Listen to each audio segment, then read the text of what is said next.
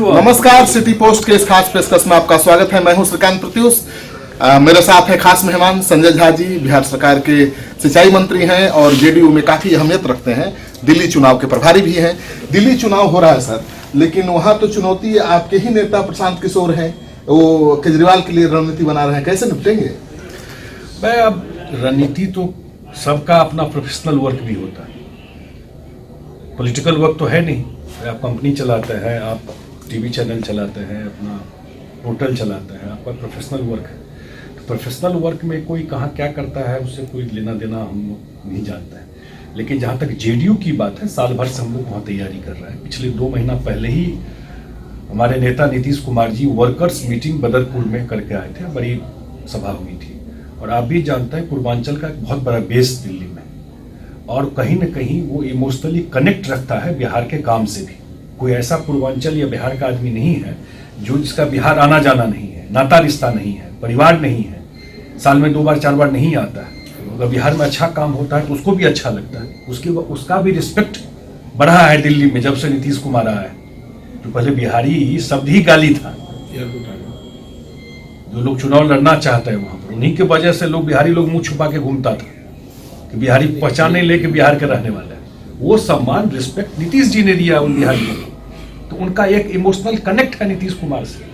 और जो हाल है वहां पर, अभी हम लोग कल खत्म हुआ है सीएम का यात्रा, और 50% जहां जहां रिव्यू हुआ, मैं देखा कि जिला में जल नल लोगों के घर तक पहुंच गया। और अगले साल 2020 में 100% घर में बिहार में टैप वाटर मिलेगा। अब बिहार के इसी कॉलोनियों में, दिल्ली के इसी कॉलोनियों में जाके देखिए तो पीने का पानी का क्या हाल है।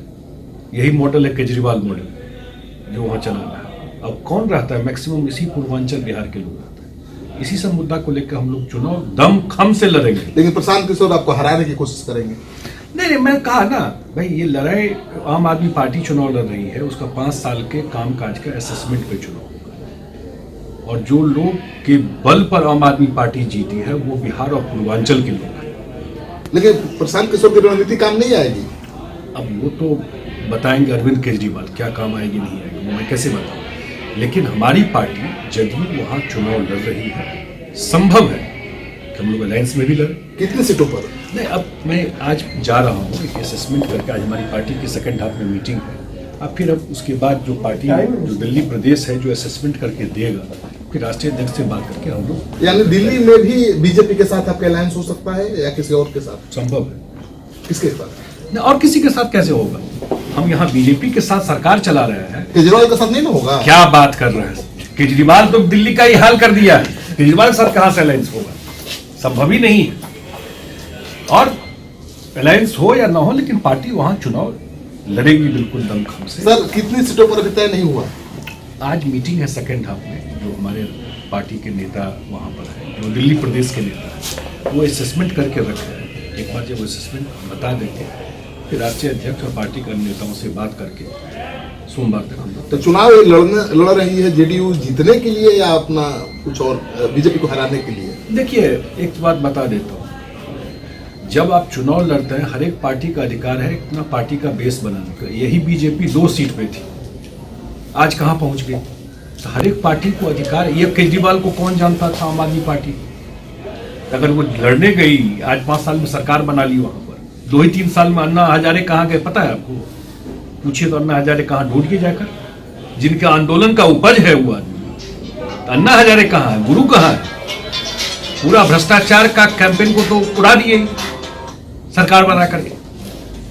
तो इसलिए हम लोग चुनाव लड़ रहे हैं, एक पार्टी का आधार है, उस आधार पर चुनाव लड़ रहे हैं। लेकिन सर, इसमें कितनी सच्चाई है? कहा जाता है कि जो मोदी विरोधी मुख्यमंत्री हैं, पार्टियां हैं, उनके नेताओं को गोलबंद कर रहे हैं प्रशांत किशोर, जो नीतीश कुमार के काम आ सकते हैं बाद में। सुन, ये सब कहां से बात आ गई? हम लोग सरकार बहुत बढ़िया से बिहार में चला रहे हैं, आप भी नहीं है। और 2020 में नीतीश कुमार के नेतृत्व में एनडीए चुनाव जाएगा। सीटों का फार्मूला क्या होगा? प्रशांत किशोर वाला या मतलब बड़े भाई की भूमिका बनेगा जेडीयू?